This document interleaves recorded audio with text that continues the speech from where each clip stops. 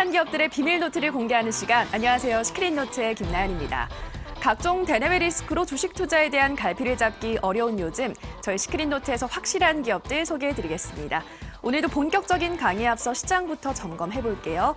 네, 오늘 코스피 6거래일째 약세가 계속되고 있습니다. 특히 오늘은 외국인이 전기전자 업종 종목만 2,841억 원어치를 순매도하면서 IT주를 중심으로 차익 실현에 나선 점이 주목이 되는데요. 오늘 삼성전자와 SK하이닉스도 약세를 나타냈습니다. 업종별로 살펴보면요. 이렇게 전기전자가 가장 크게 하락을 했고 의료정밀, 은행, 제조업도 내림세를 보였습니다. 한편 운수장비 가장 큰 상승세를 나타내는데요. 철강금속, 건설업, 유통업, 음식료업도 소폭 상승했습니다. 반면 코스닥은 외국인과 기관이 매수 물량을 담아가면서 상승 전환했습니다. 네, 오늘 시장 더욱더 자세한 이야기는 우라노스 임호동 전문가님과 함께하겠습니다. 전문가님 안녕하세요. 네. 반갑습니다. 네, 오늘 시장 좀 어떻게 보셨나요? 네, 일단은 제가 어제 우리 시청자분들에게 말씀을 드렸다시피 북한발 이슈 제가 우리 투자자분들에게 걱정하지 말라고 말씀을 드렸을 겁니다. 네, 맞습니다. 오늘 역시나 이 북한의 이슈가 반영된 시장이 아니라 오히려 실적이 의한 바로 이런 주도적인 장세가 아니었나라고 생각이 듭니다.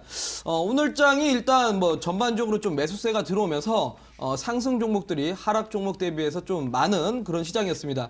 근데 이 상승 종목들이 그동안 뭐 시장에서 좀 소외됐던 종목들을 제외하고 본다라면 결국 실적 위주의 이런 종목들이 좀 시장을 주도적으로 이끌었었습니다. 그걸 증명하다시피 지금 시장에 좀 수급을 볼 필요가 있을 것 같은데요. 자, 화면으로 좀 보여드리겠습니다. 자, 일단 화면으로 보시면 시장의 수급을 한번 잠깐 보여드리겠습니다. 자, 화면을 보시면 일단 오늘 거래소 대형주 쪽으로는 일단 대부분들이 차익 실현 물량들이 나왔습니다. 실제로 외국인들은 좀 대량 매도를 잡았다라는 거고요. 그리고 우리 투자자분들이 좀 속기 쉬운 게 기관계 쪽에서는 그러면 상대적으로 매수를 잡았지 않냐라고 물어보실 수 있을 것 같은데 오히려 이제 금융 투자 물량들이 좀 많았다라는 거. 요거는 그야말로 프로그램 매매라는 거죠. 자, 그러다 보니까 일단은 뭐 삼성과 SK하이닉스를 필두로 한 뭐 시총 상위 종목들이 좀 눌림목이 나왔고 실제로 그 외쪽으로도 정책적으로 좀 규제가 있는 산업들이 전부 다 하락이 나왔습니다. 자, 근데 그와 반대로 이 코스닥 시장은 외국인들이 매수를 잡아줬다는 점, 그리고 플러스로 연기금들이 매수를 잡아줬다는 겁니다. 자, 바로 일단 실적 위주의 종목들에 좀 매수세가 들어오고 있기 때문에 우리 투자자분들이 이런 수급들만 잘 추격을 하신다라면 이런 시장 아마 좀 좋은 결과 낼 수 있지 않을까 싶습니다. 네, 어제도 전문가님 말씀해 주셨지만요. 이 북한발 리스크에 의해서 반영이 좀 영향을 받는 장세가 아니고 현재 실적이 이끄는 실적 위주의 장세가 연출이 되고 있으니까요. 앞으로 수급 꼼꼼하게 살펴보시면 좋을 것 같습니다.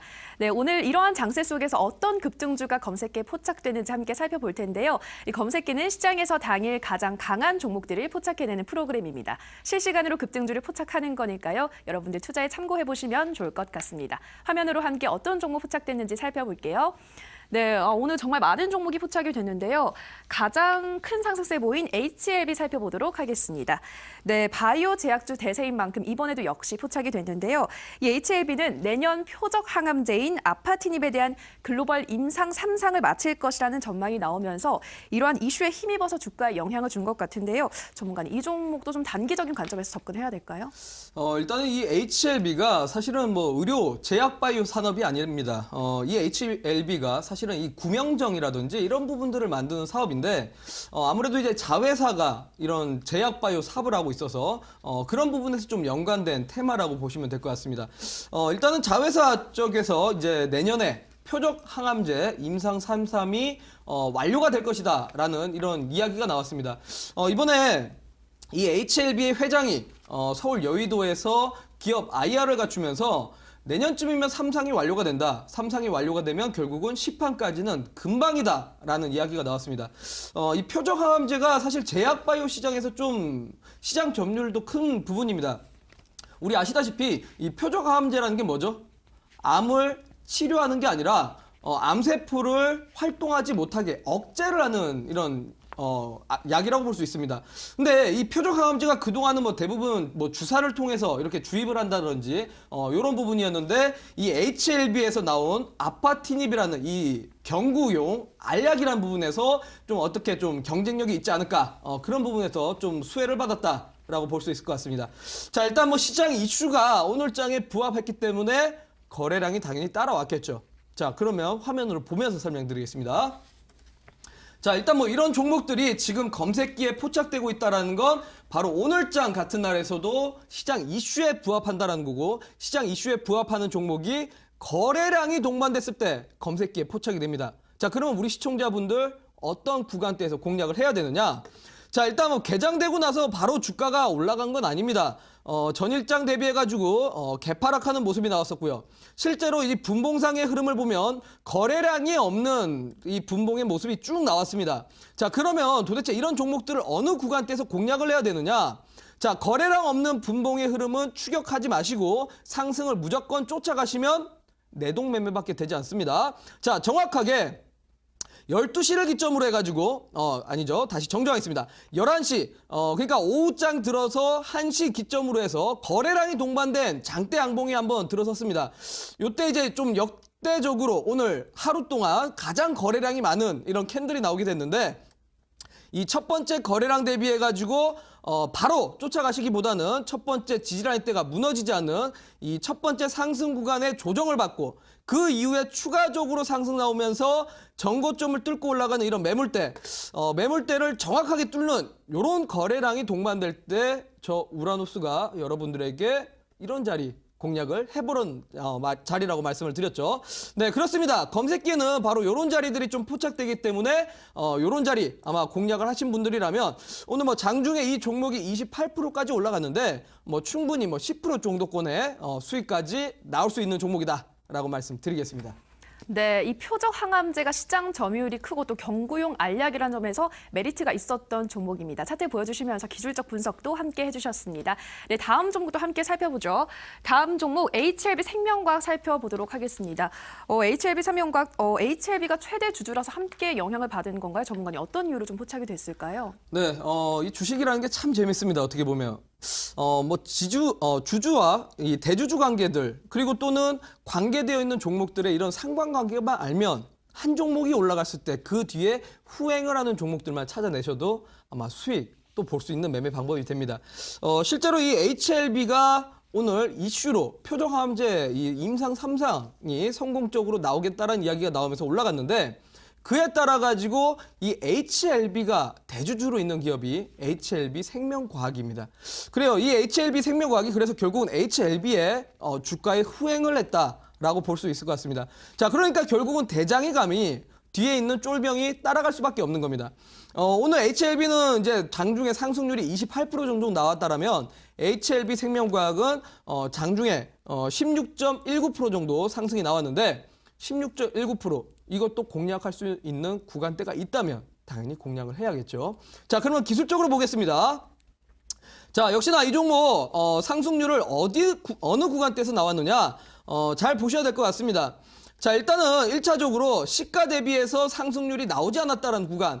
그러면 결국 10시까지는 일단 관망적인 흐름이었습니다. 10시까지는 이 종목을 뭐 쳐다볼 이유가 없었다라는 거죠. 자, 근데 10시 이후에 일단 이 종목이 좀 상승률이 나오는 구간대가 있었습니다. 하지만 앞서 말씀드린 것처럼 무작정 상승하는 종목을 쫓아가시면 내동매매고, 그리고 요즘 시장은 수급이 워낙 약하기 때문에 무조건 상승하는 종목 쫓아가시면 손실을 볼 수밖에 없는 시장입니다. 왜 그럴까요, 여러분들? 시장이 약세입니다. 결국은 오전에 수급이 들어왔다가 오후에 빠져나가는 현상이 나오기 때문에 이런 종목들을 함부로 공략하실 게 아니라 어느 구간대에서 공략을 해야 된다. 자, 잘 보시면 오전장에 상승 나왔지만 이 자리에서 아마 공략을 하신 분들이라면 오전장에는 손실을 볼 수밖에 없는 구간대입니다. 아마 오늘 많이 느끼셨을 거예요, 여러분들. 근데 이런 종목 어디에서 공략해야 되냐? HLB가 1시를 기점으로 상승을 했습니다. 그러면 HLB 생명과학도 1시 이후에 상승을 했을 건데요. 자, 역시나 분봉을 보면 1시 이후에 이 종목이 다시 재차 상승을 노리게 됩니다. 그러면서 쌍바닥을 만들어주고 직전에 매물대를 뚫고 올라가는 이 장대 양봉과 거래량이 동반됐기 때문에 정확하게 매물대를 뚫고 올라가는 이 강력한 거래량, 이게 바로 당일 급등주들을 공략할 수 있는 매매 방법입니다. 검색기에도 바로 이런 자리들이 포착이 된다라고 보시면 될 것 같고요. 자, 그래서 이런 자리들 공략하시면 오늘 뭐 장중에 이 16%의 종목도 역시나 내 계좌에 들어올 수 있는 매매 방법이라고 말씀드리겠습니다. 네, 대주주인 HLB 이슈의 영향을 받아서 HLB 생명과학도 동반 상승한 모습 보여줬습니다. 마지막으로 국일제지 살펴보도록 하겠습니다. 종이를 전문으로 제조업체하는 국일제지, 오늘 수소 배터리 등 연료 전지에 들어가는 베이스 페이퍼, 즉 탄소종이 웹 1차 생산 시험을 완료했다고 보도를 했는데요. 이 소식에 급증세를 나타낸 것 같은데 전문가님, 이게 정확히 어떤 건가요? 네, 이 국일제지가 사실은 이제 뭐 담배 필터라든지 이런 뭐 펄프 사업을 하고 있는 기업입니다. 그러니까 뭐 종이류를 만드는 기업인데 뭐 기업 이름 그대로죠. 국일제지, 뭐 제지류를 만드는 기업입니다. 근데 요즘에 뭐 제가 이 이데일리 방송에 출연을 할 때마다 가끔씩 얘기를 했던 게 수소차 테마가 지금 시장에서 나오고 있다라고 말씀을 드렸었죠. 근데 이 수소차가 아직은 펀더멘털에 의한 상승은 아닙니다. 결국 이 지금 우리나라에 수소차 기술력이 없다 보니까 현대차에서 국제 과제를 수행하면서 이 수소차 개발에 지금 열심히 박차를 가하고 있는데, 수소차 개발을 한다는 이슈가 나오니까 결국은 현대에다가 납품을 하는 기업이라든지 또는 약간의 수소 이런 뭐 기술력을 갖고 있는 기업들이 전부 다 연관되면서 같이 또 상승을 하게 됩니다. 일단은 지금은 1차적으로 테마라는 거죠. 그러니까 결국은 지금은 단기적, 단발적 상승이고 나중에 이제 펀더멘탈이 확인되는 종목들만 가게 될 겁니다. 그래서 정말 이런 종목들 공략하실 때도 신중하게 생각을 해보시고 공략을 하셔야 될 겁니다. 자, 그러면 이 종목도 역시나 기술적으로 좀 보도록 하겠습니다. 자, 지난번에도 한번 좀 소개시켜드렸던 종목인데, 우리 이런 종목들을 공략하시는 분들이라면 일단 테마성이라는 걸 알고 좀 급등하면 웬만하면 차익 실현을 잡고 가셔야 됩니다. 차익 실현을 잡지 않는 순간 이런 종목들, 이런 윗꼬리에서 물리면 손실 볼 수밖에 없습니다. 자, 그러면 이 국일제지 역시나 어느 구간대에서 좀 공략을 했어야 했는지 분봉상 확인을 해보겠습니다. 자, 역시나 이 종목이 지금 9월 26일 개장되고 9시에 개장되고 첫 번째 상승이 나왔습니다. 자, 근데 여기가 어떻게 하라고요? 바로 공략하시면 안 된다고 말씀드렸습니다. 자, 상승, 첫 번째 상승을 잘 체크를 하시고, 이 상승 거래량이 동반된 첫 번째 상승은 관심 포인트다. 두 번째로 조정을 줄 때 첫 번째 상승의 하단 라인을 깨트리지 않는다면 분명히 지지를 받을 겁니다. 지지받았다가 재차 상승시킬 때 앞전에 이 전 고점 매물대를 뚫고 올라가느냐, 첫 번째 확인하시고, 두 번째로는 매물대 뚫을 때 거래량이 없냐, 거래량이 있냐를 보셔야 되는데, 거래량이 있는 상승이 나온다라면 바로 이런 자리가 정확하게 종목을 공략할 수 있는 구간대다. 결국은 앞전에 매물 때문에 뚫지 못하던 구간대를 강력한 매수세가 들어오면서 뚫고 올라갔기 때문에 분명히 힘은 강한 겁니다. 그때부터 주가의 상승은 나오기 때문에 이런 자리들 우리 시청자분들이 한번 공략을 해보시면 뭐 장중에도 충분히 뭐 시장이 하락장일지라도 당일 뭐 이런 단타 수익은 충분히 챙길 수 있는 매매 방식이라고 말씀드리겠습니다. 네, 국일제지를 포함한 다양한 수소차 테마주들 아직은 펀더멘털에 의한 상승이 아니기 때문에 단발적인 상승이므로 조금 접근하실 때 신중하게 접근하시는 게 좋겠다, 이렇게 조언해 주셨습니다. 네, 저희 이렇게 총 3종목 오늘도 좀 꼼꼼하게 들여다봤는데요. 계속해서 스크린노트 진행해 볼 텐데 전문가님, 오늘은 어떤 주제를 해주실 건가요? 네, 우리 지금 시청자분들이 가장 궁금한 건 당장 올라갈 수 있는 종목도 중요하지만 시장이 지금 많이 좀 하락을 했습니다.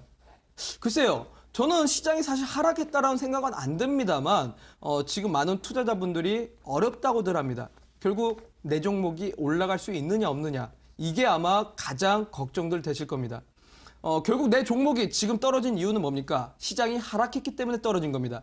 그럼 시장이 반등 나온다면 여러분들의 종목들도 반등이 나올 건데, 앞으로 시장이 어떻게 될지, 현재 뭐가 문제고 앞으로 시장이 어떻게 될지, 그리고 향후에 추석 연휴에 어떤 전략들을 짜가야 될지 잠시 뒤에 강의를 해드릴 테니까요. 자, 이번 주는 제가 말씀드렸지만 명절 특집 방송입니다. 이번 시간 꼭 집중하셔야 여러분들 내 계좌 지키면서 플러스로 전환할 수 있다는 거 말씀드리도록 하겠습니다. 네, 어제에 이어서 오늘도 추석 연휴 전 특별 기획으로 주식시장의 흐름을 한눈에 알아볼 수 있는 특급 강의가 기다리고 있습니다. 여러분 기대 많이 해주시고요. 그럼 지금부터 핫한 기업들의 시크릿 노트 시작합니다.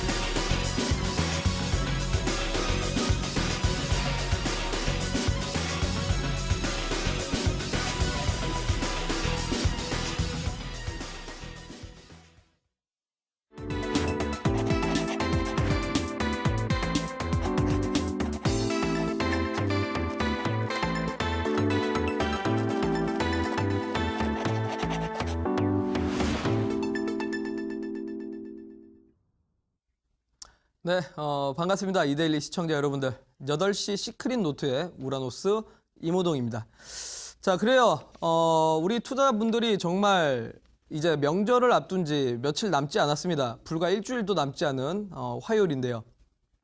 우리 투자자분들이 또 이 추석 명절을 즐거운 마음으로 내려가려면 일단 내 계좌 상황이 좀 바뀌어야 됩니다. 근데 사실 쉽지가 않습니다. 지난주 목요일부터 시장은 하락하기 출발했고요. 하락을 출발하면서 결국 이제 장중에 상당히 많은 변동성이 나오면서 많은 종목들이 정말 하락을 했습니다. 실제로 지난주까지만 하더라도 아니죠. 불과 어제까지만 하더라도 장중에 하락 종목이 거의 1,500개, 1,700개까지 나오는 그런 장세였던 것 같습니다. 아마 지금 많은 분들이 또 명절 가기 전에 정말 울고 우는 이런 많은 그런 나날이 되고 있지 않나 싶습니다. 근데 여러분들, 저는 분명히 여러분들에게 말씀드렸습니다. 지금 시장에서 현금 비중 없이 종목 사시면 큰일 날 수도 있다. 현금 비중 50% 이상은 만들어놔라 라고 말씀을 드렸던 사람입니다. 분명히 시장 방향성만 잘 알고 가신다면 과거의 시장이 어떻게 됐고 그리고 현재는 어떻고 앞으로 미래가 어떻게 될지에 대한 전략만 잘 알고 계신다면 지금 시장이 하락장이 아니라 오히려 나에게 기회의 장세가 됐다라는 거죠. 저는 자신 있게 말씀드릴 수 있습니다, 여러분들. 지난주 목요일 날 저는 전 종목 다 매도하고 현금 비중 100% 만든 사람입니다. 여러분들도 사실 그렇게 하셨어야 되는데 시장을 아직까지는 정확하게 알지 못했기 때문에 아마 종목들이 많이 하락하지 않았나 싶습니다. 자, 오늘은 그래서 주말을 앞두고 여러분들의 손실 종목들 또는 손실 계좌를 플러스로 바꿀 수 있을 만한 전략을 오늘도 준비했습니다. 일단은 시장 상황을 뜯어봐야겠죠. 자, 그러면 오늘도 가보도록 하겠습니다. 자, 그래요. 지금 시장 오늘 일단 시장이 반등은 나왔습니다, 여러분들. 매수세가 들어왔는데 이게 과연 반등일까요? 아니면 조정의 시작일까요? 여러분들 이게 궁금할 겁니다. 왜요? 내 종목이 지금 시장 지수에 의해서 움직이거든요. 시장이 하락할 때 내 종목들 더 많이 떨어집니다. 시장이 반등 나올 때 내 종목들 역시나 반등 나옵니다. 시장에 의해서 종목들이 움직인다고 여러분들은 알고 계십니다. 그러면 지수가 떨어질지 아니면 반등의 시작인지 이게 우리 투자자분들에게 가장 궁금한 사항이 아닌가 싶습니다. 자, 그래서 현재 지금 8시 시크릿 노트 꼭 집중하셔야 됩니다. 자, 그래요. 보도록 하겠습니다, 여러분들. 다음 화면 볼까요? 자, 보시면 지금 코스닥 시장이 상당히 낙폭이 많았습니다. 벌써 5거래일 정도 연속적으로 하락이 나온 시장인데요. 정말 생각보다 많이 하락을 했습니다. 왜 이 정도로 많이 빠졌을까요? 여러분들은 이게 하락장이라고 생각하시나요? 저는 오히려 아니라고 봅니다. 코스닥 시장은 유일하게 많이 빠졌는데 거래소로 한번 우리 시선을 돌려보자고요. 코스닥은 낙폭이 크게 나왔지만 사실 거래소는 그렇게 조정이 안 나왔습니다. 이거 도대체 무슨 뜻입니까, 여러분들? 코스닥 종목들만 많이 빠졌다는 거고 실제로 지수는 그렇게 받쳐주고 있다는 겁니다. 왜? 삼성전자, SK하이닉스, 시가총액 상위 종목들 또는 실적주들이 지금 지수를 방어하고 있기 때문에 의외로 하락 종목이 1,700개, 1,800개 되더라도 상승 종목군들이 분명히 지수를 방어하고 있고 추세를 깨트리지 않았습니다. 근데 코스닥은 왜 이렇게 빠졌을까요? 이 부분을 문제점이 뭔지를 짚고 가야 원인을 알아야 우리가 결과를 도출할 수 있듯이 문제점을 알아야 여러분들 전략을 세울 수가 있을 겁니다. 자, 그러면 다음 화면 보면서 지금 현재 시장의 문제점이 뭔지 볼까요? 자, 어제 사실 북한에서 중대 발표가 나왔습니다. 어제 밤 11시 북한의 외무상인 리용호 이 외무상이 중대 발표를 하게 됐는데요. 아마 중대 발표하기 전에 우리 많은 투자자분들 정말 걱정 많이 됐을 겁니다. 저것들 또 그러는구나. 개인 투자자들만 죽겠다. 이런 얘기들 정말 많았던 것 같습니다. 자, 시장이 하락한 이유 북한 리스크일까요? 여러분들? 많은 분들이 북한이 문제다. 북한 때문에 지금 지수가 떨어진 거다. 또는 북한 때문에 내 종목이 떨어졌다고들 합니다. 저는 여러분들 정말 잘못된 핑계라고 봅니다. 많은 사람들이 지금 북한 때문에 지수 떨어졌다고 하죠. 아니요. 여러분들. 저는 그렇지 않다라고 생각합니다. 왜 그런지 잠시 뒤에 설명드리겠는데 내 종목이 떨어진 이유는 북한 때문이 아니라 내 전략이 잘못되어 있기 때문에 그렇습니다. 내 전략이 잘못되어 있기 때문에 떨어진 겁니다. 전략만 잘 짰으면 지금 시장 손실 안 봤다라는 거예요. 왜 그런지 한번 보겠습니다. 다음 화면 보도록 하겠습니다. 자, 북한 때문에 지금 지수가 떨어졌다고 하는데요. 자, 전일 밤 11시에 미국 대통령이 북한에 대해서 선전포고를 했다라고 북한 외무상이 이렇게 발언을 했었죠. 사실 앞전에 무슨 일이 있었습니까? 트럼프가 북한 지도부들 오래가지 못할 것이다 라고 주말을 통해서 얘기를 했었고요. 오래가지 못하게 할 것이다라는 발언으로 인해서 이거는 명백히 북한에 대한 선전포고다. 북한에 대해서 지금 군사적 행동을 하겠다라는 걸 북한 쪽에서는 그렇게 좀 받아들였던 것 같습니다. 너무 좀 지나친 비약이 아닌가 싶은데 어찌됐건 간에 미국의 현직 대통령이 이러한 말을 했기 때문에 북한 쪽에서는 이걸 또 가만히 냅둘 리가 없겠죠. 네, 워낙 공격적인 민족이잖아요.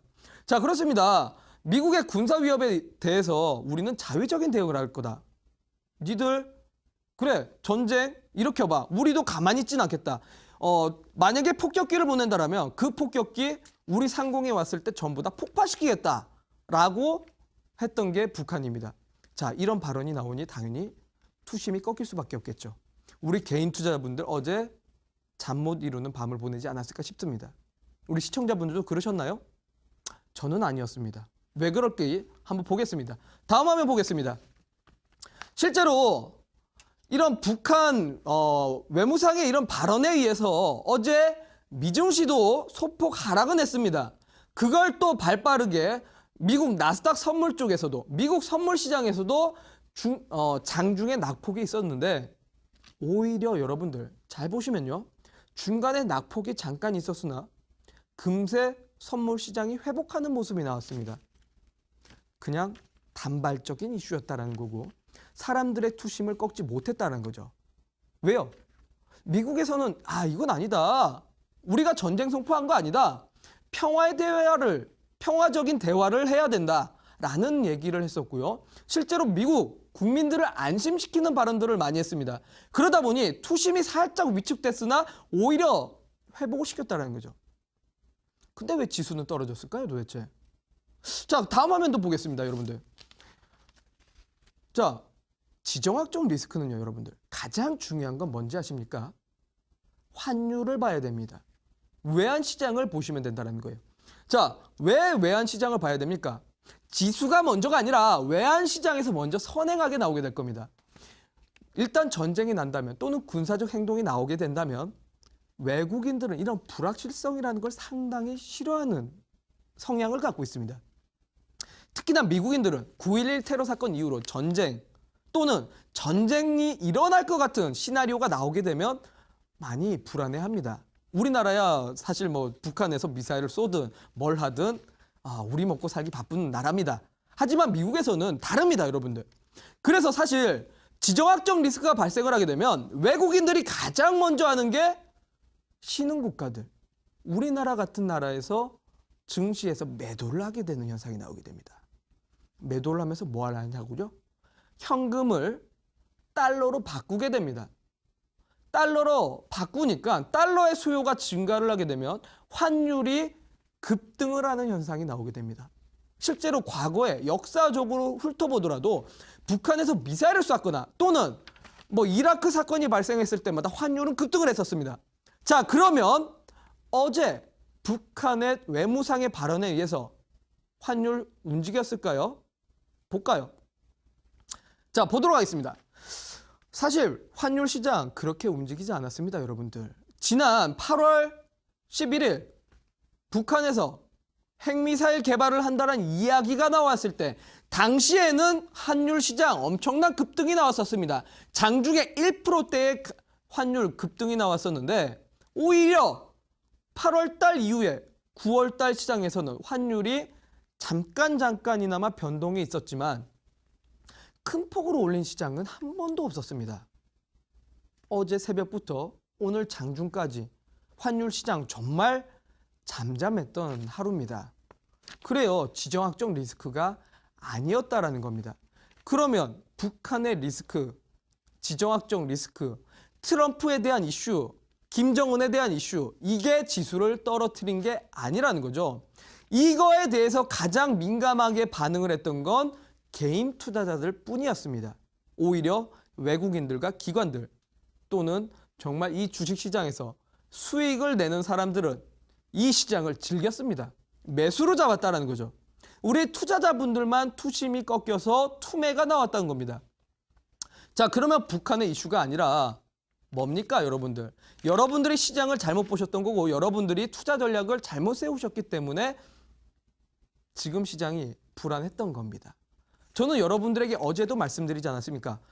지수, 북한의 어떤 이슈가 나오더라도 지금은 단발적인 이슈일 뿐이지 떨어질 시장이 아니다. 추세를 꺾을 시장은 아니다. 왜? 결국은 지금 경기 상황이 좋고 실적들이 좋거든요. 자, 과거 예시도 어제 보여드렸을 텐데 다시 한번 좀 보도록 하겠습니다. 자, 보시면 제가 역사적으로 북한에서 핵실험을 했던 날짜들을 하나하나 모아서 자료들을 모아봤습니다, 여러분들. 우리 투자자분들, 우리 시청자분들에게 보여드리려고 제가 정말 힘들게 만든 자료들입니다. 자, 2006년 10월 9일, 2009년 5월 25일, 2013년 2월 12일, 2016년 1월 16일, 그리고 2016년 9월 9일 전부 다 과거에 북한에서 핵실험을 했던 날짜입니다. 자, 근데 과거부터 보시면 무슨 일이 있었습니까? 자, 노란색으로 제가 동그라미를 쳐놨는데요. 잠시나마 증시가 조금 낙폭이 나왔었습니다. 잠시나마 증시가 하락을 했었습니다. 잠시나마 지수가 영향을 받았긴 받았었습니다. 하지만 공통적인 건 당일만 반영이 됐을 뿐이지 항상 주가는 다음 달 또는 그 다음 달 계속 주가가 회복을 하고 오히려 초강세를 보였었습니다. 왜 그러겠습니까, 여러분들? 일시적으로 개인 투자자들의 투심이 꺾였기 때문에 잠시나마 투매가 나왔을 뿐이지 증시는 문제가 없었더라는 거죠. 그러면 여러분들 지금 내 종목 손실 보는 거, 지수가 떨어진 거 북한 핑계를 대시면 안 됩니다. 지금 손실 보신 분들이 일단은 핑계가 필요하니까 내 책임이 아니라 누군가에게 책임을 지우고 싶기 때문에 손실봤다라고들 하는 겁니다. 자, 그러면 뭐가 문제일까요? 지수가 이렇게 떨어지고 내 종목들이 떨어진 이유는 다음 화면 보겠습니다. 현 시장 문제점은 뭘까요? 그리고 여러분들의 종목들 과연 반전 가능할까요? 이거를 진단해 보도록 하겠습니다. 자, 다음 화면 보여드릴게요. 그래요. 지금 시장은 사실 이런 북한 같은 재료보다도 다른 이유들이 훨씬 더 많습니다. 어제 잠깐 소개해드렸던 일단은 정부 규제에 의해서 대출 규제, 부동산 규제, 통신비 규제, 유통주 음식료 규제, 김상조 효과죠. 결국은 이런 현상들 때문에 금융주, 건설주, 통신주, 유통, 음식료 업종들 전부 다 하락을 하고 있는 시점입니다. 근데 여러분들은 지금 이 그림들을 모르시고 정부 정책을 이해하지 못하고 현재 금융주를 잡으셨거나 또는 건설주를 잡으셨거나 통신주를 잡으신 분들 같은 경우 아마 시장 대비 낙폭이 좀 크지 않았나 싶습니다. 여기에 더불어서요, 또 하나 보겠습니다. 자, 보면 지금 현재 중국의 사드 피해로 인해서 자동차라든지 호텔, 면세점, 화장품, 유통주 전부 다 피해를 보는 섹터들입니다. 이것뿐만일까요? 미국에서는 철강에 대해서 반덤핑 조사를 하고 있습니다. 화학에 대해서 반덤핑 조사를 하고 있습니다. 또는 세이프가드까지 나오면서 태양광 관련된 사업들까지 전부 다 하락이 나왔다는 거죠. 그러면 지금 살아있는 섹터가 뭘까요? 살아있는 종목들이 어떤 종목들이 살아있을까요? 자, 그 다음 종목, 그 다음 화면 보도록 하겠습니다. 자, 그러면 가장 근본적인 문제는 지금은 수급과 심리 요인에 의해서 지수가 하락하고 있는 거라고 보셔야 됩니다. 지수가 하락하고 있는 거라고 보셔야 될 것 같은데요. 자, 다음 화면 보겠습니다. 가장 문제점은 제가 여러분들에게 이 시크릿 노트 방송을 통해서 말씀드렸던 게 바로 이겁니다. 시장에서는 지금 신용잔고가 급증을 하고 있다. 이게 가장 근본적인 원인이고 시장의 문제점입니다. 뭐겠습니까, 여러분들?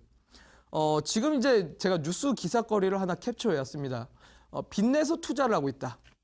유가, 코스닥 신용융자 잔고가 8조가 넘는다.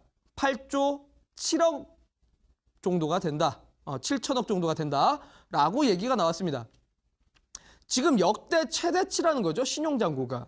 왜 이런 현상이 나왔을까요, 여러분들? 자, 그동안 이 지금 밑에 차트를 보더라도 신용잔고가 엄청나게 급등을 하는, 계속적으로 늘어나는 모습들이 나옵니다. 고객의 예탁자금들, 그러니까 우리 투자자들의 투자 원금은 그대로지만 신용, 미수 또는 요즘에는 이런 얘기들 나옵니다. 뭐 스탁론을 지금 끌어다 쓰고 있다. 스탁론 때문에 지수가 더 흔들리고 있다라는 얘기들까지 나올 정도입니다. 무슨 말이냐면 결국 신용, 미수, 스탁론 전부 다 뭡니까, 여러분들? 빚내서 사는 겁니다. 내 원금이 아니고 내 돈이 아닌 남의 돈을 끌어다가 지금 종목들을 사다 보니까 종목들이 불가피하게 급락이 나오는 현상들이 많습니다. 왜 그럴까요, 여러분들? 기본적으로 생각을 해보시면 됩니다. 신용잔고가 높다라는 건 갚아야 할 돈들이 많다라는 겁니다. 일단은 단기적으로 현재 내 종목들이 손실이니까 급등주들을 쫓아가서 매수를 해야 되는데 저 종목들 급등주들 쫓아가서 크게는 먹지 못할 것 같고 수익을 크게 먹지 못한다라면 투자금이라도 커야 수익금이 클 텐데 그러다 보니 급하게 신용, 미수, 스탁론들 쓰면서 계속적으로 급등주들, 테마주들 매수를 하고 매매를 하다 보니 지금 신용잔고들 엄청나게 늘어난 겁니다, 여러분들. 그리고 앞전에 무슨 이슈가 있었죠? 문재인 정부가 들어서면서 4차 산업 이야기들 많이 나왔습니다. 이게 사실은 펀더멘탈에 의한 상승이 아니라 문재인 정부가 들어서면서 4차 산업 관련된 종목들 수혜를 볼 거라는 기대감으로 테마성으로 주가가 올라가다 보니 종목들이 정말 잘 올라가다 보니 이런 종목들에다가 신용, 미수, 스탁론 쓸어 담았던 거죠, 투자자분들이. 자, 우리 시청자분들 아마 이 방송 보시는 분들 이거 내 얘기인데? 분명히 하시는 분들 계실 겁니다. 그래요, 여러분들.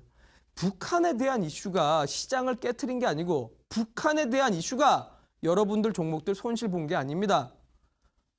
여러분들이 신용잔고, 내 돈이 아닌 남의 돈을 끌어다가 써서 지수가 지금은 상당히 매물이 많이 나올 수밖에 없는 시기가 됐고 여러분들이 지수를 이렇게 만들었던 겁니다, 결국은. 그래요. 그러다 보니 지금 코스닥만 더 유독 많이 하락을 하는 겁니다. 거래소보다요. 왜? 개인 투자분들은 사실 급등주들, 테마주들, 코스닥 중소형주들 좋아하시거든요. 그래서 유독 코스닥 시장이 신용잔고가 많습니다. 근본적인 이유는 이거였던 겁니다. 그래서 투자 심리가 꺾이고요.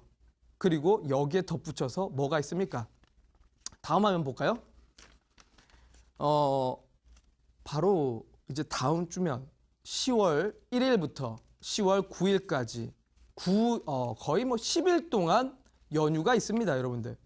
연휴라는 부분은 어떻게 보면은 정말 우리 국민들에게는 힐링이 될 수 있고 쉴 수 있는 날입니다. 근데 우리 주식 투자자분들에게는 어떤가요? 불안하죠. 네. 정말 연휴라는 건 가족과 정말 즐겁게 보내야 되는데 우리 투자자들에게는 무섭습니다. 상당히 불확실성이고 투심이 위축될 수밖에 없는 상황입니다. 왜 그럴까요? 사실 이 연휴 동안, 아니죠. 앞전에 2주 전만 하더라도 우리 불과 토요일하고 일요일 날 주말 이틀 사이에 북한에서 수소폭탄의 개발에 성공을 했었습니다. 불과 이틀 사이에 그런 악재가 나왔습니다. 또 과거로 돌아가 볼까요? 2016년 2월 설날 명절 때 무슨 일이 있었죠? 북한에서 느닷없이 미사일을 발사하게 됐습니다. 그 이후에 설날 다음 날 증시가 폭락이 됐었고 서킷 브레이커까지 걸렸었다는 거죠. 그렇습니다. 짧은 연휴, 짧은 시간에도 이런 악재가 나왔는데 추석 명절 열흘이라는 시간 동안에 무슨 악재가 나올까요? 누구도 예상할 수가 없습니다. 누구도 상상할 수 없는 문제입니다. 결국은 블랙스완이라고 합니다. 이런 걸 보고. 예기치 못한 일이 발생했을 때 당연히 신용장구가 높은 종목들, 신용장구가 급증한 종목들 또는 테마성 종목들 하락이 크게 나올 수밖에 없다는 점에서 지금은 이번 주는 월요일부터 금요일까지 이런 변동성이 남아있는 시장이고 상당히 투심이 꺾이고 매도가 많이 나올 수밖에 없습니다. 이 시장에서 누가 매수를 하겠습니까? 그러다 보니 지수가 너무나 약한 겁니다. 다음 화면 보겠습니다. 자, 근데 여러분들 제가 지금까지 여러분들에게 안 좋은 말만 했습니다. 어떻게 보면 우리 투자자분들이 잘못했다라고 얘기를 한 건데 제가 어떻게 하다 보니까 우리 투자자분들을 혼내는 것 같습니다. 근데 이게 중요한 게 아니죠. 그래요. 지수는 어쨌든 빠졌습니다. 빠졌는데 내 종목이 올라갈 수 있느냐 없느냐. 현재 문제점은 발견했는데 지수가 올라갈 수 있냐? 내 종목이 올라갈 수 있냐? 올라갈 수 있다고 말씀을 드리겠습니다. 자, 실제로 과거 역사적으로 추석 명절, 설 추석 명절 동안에 이 연휴 기간 동안의 주식시장의 변화를 제가 모 증권사에서 나온 리포트를 좀 참고했습니다. 자, 과거에 보면 03년부터 시작해서 2016년까지의 설 명절과 추석 명절에 주식시장의 변화입니다. 설 명절 또는 추석 명절 전에 항상 지수는 하락을 했었는데요. 또는 투심이 위축됐었는데요. 추석 명절 끝나고 설 명절이 끝나고 나서 연휴 후에 5거래일 동안은 지수가 항상 올라갔다라는 거죠. 뭡니까? 연휴라는 기간이 불확실하다 보니까 그 전에는 차익을 잡고 내 돈을 일단 현금화를 하게 되는데 연휴가 끝나게 되면 이런 불확실성이 제거가 되니까 그때서 하나하나 다시 사게 되는 매수세가 들어오게 되는 시장이라는 겁니다. 자, 지금 이 도표로만 봐서는 어려우실 것 같아서 다음 자료도 준비했습니다. 제가. 자, 요게 과거에 이제 2013년, 2014년, 2015년, 2016년 추석 명절 때의 주가 흐름입니다. 정확하게 9월 18일부터 22일까지 추석 명절이었는데 증시가 그 전에 하락을 했었습니다. 2013년, 2014년, 2015년, 2016년 전부 다 추석 명절 전에는 증시가 하락을 했었는데 항상 명절이 끝나고 나서 5거래일 뒤에 시장을 봤더니 지수는 올라갔다는 겁니다, 여러분들. 이해가 되시나요? 지금은 증시가 약한 겁니다, 이번 주는. 이번 주에 여러분들 종목들 떨어질 거 미리 예상이 됐던 겁니다. 과거에 이런 역사를 알고 미리 우리 준비를 했다라면 여러분들 지금 현금 비중 없이 종목을 샀던 분들 당연히 전략 자체가 잘못됐던 겁니다. 미리 사실 팔고 현금을 좀 마련을 했었어야 됐다라는 거죠. 그래서 제가 우리 시청자분들에게 이 시크릿 노트 벌써 한 달째 방송인데요. 현금 비중을 항상 만들어 두세요. 여러분들 현금 비중 만들어 두셔야 됩니다. 라고 말했던 겁니다. 저는 그래서 지난주에 전부 다 현금화를 했던 거고요.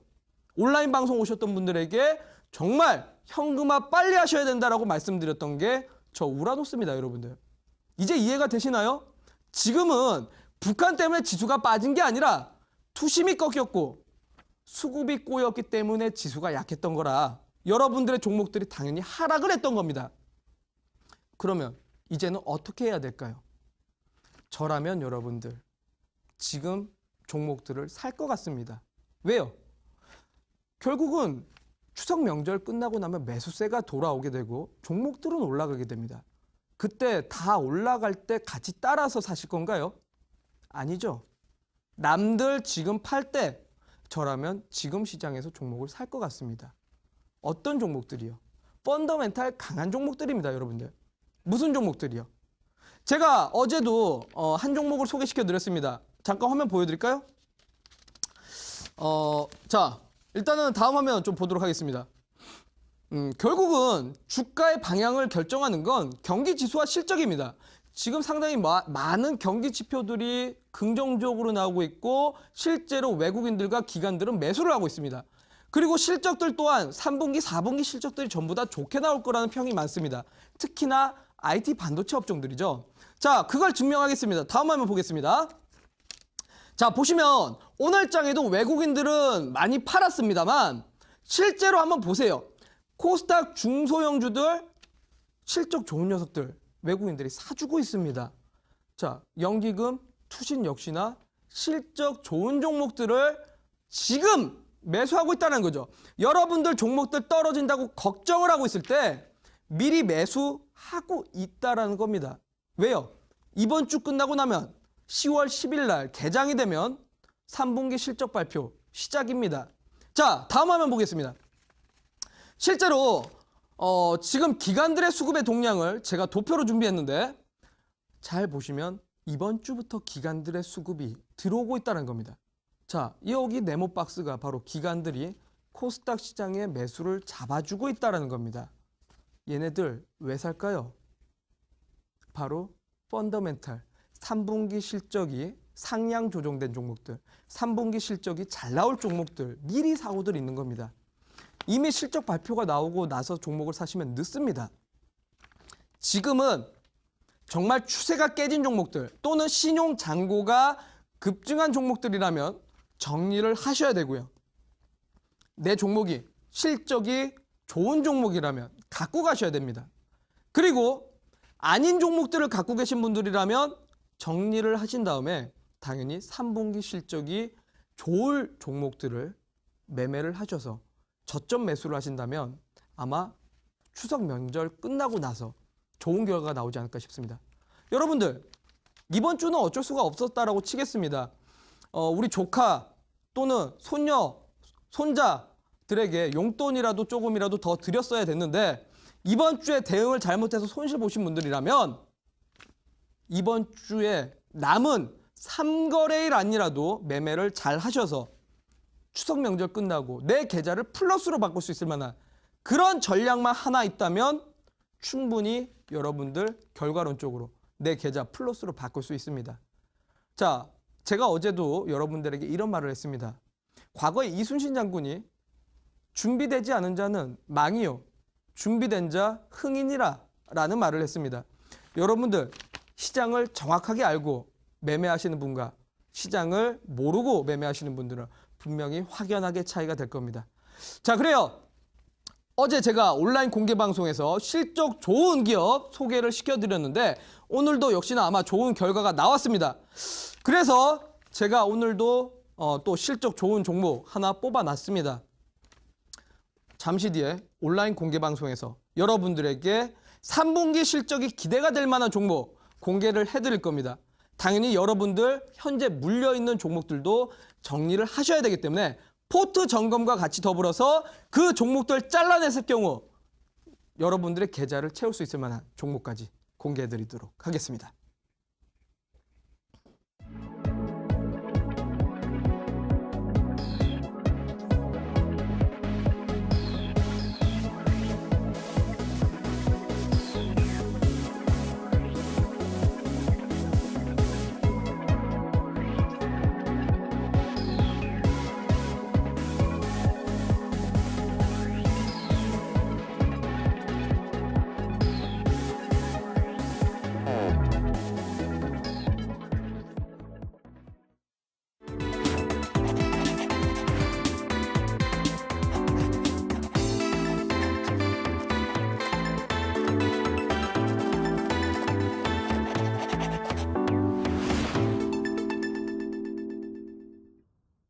네, 종목 분석에 바빴던 우리 개인 투자자분들을 위해서 국내 증시 현 주소 꼼꼼히 점검해 주셨습니다.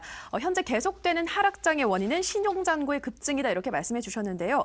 즉 대북 리스크가 아닌 수급과 심리적인 요인이 영향을 미치는 장세다라고 정리를 해 주셨습니다. 또 다행스러운 거는 긴 추석 연휴를 앞두고 불확실성으로 현재는 주가가 약세를 보이고 있지만요. 이 연휴가 끝나고 나면 다시 매수세가 돌아올 것이기 때문에 걱정 마시고 지금 현재 펀더멘탈이 강한 종목들을 좀 담아줄 적기다라고 조언을 해주셨습니다. 여러분들 참고해 보시길 바랄게요. 네, 이어지는 온라인 무료 방송에서도 말씀 이어간다고 하셨는데요. 전문가님 어떤 주제로 해주실 건지 다시 한번 소개해 주세요. 네, 제가 어제 온라인 공개 방송 오셨던 분들에게도 포트 점검을 좀 해드렸습니다. 그래서 아마 여러분들 추가적인 하락을 좀 피하지 않았나 싶은데 일단은 추가적인 하락을 피했다라면 여러분들의 손실을 플러스로 바꿀 수 있을 만한 단 한 종목만 있으면 됩니다. 자, 오늘 온라인 방송에서 역시나 3분기 실적이 기대가 되고 바로 주가가 상승할 수 있을 만한 종목을 준비했으니까 온라인 공개 방송에서 이 종목 공개를 해드리도록 하겠습니다. 저희 내일 이 시간 우라노스 임호동 전문가님과 함께 더욱더 알찬 내용으로 찾아뵙겠습니다. 오늘 방송 시청해주신 여러분 고맙습니다.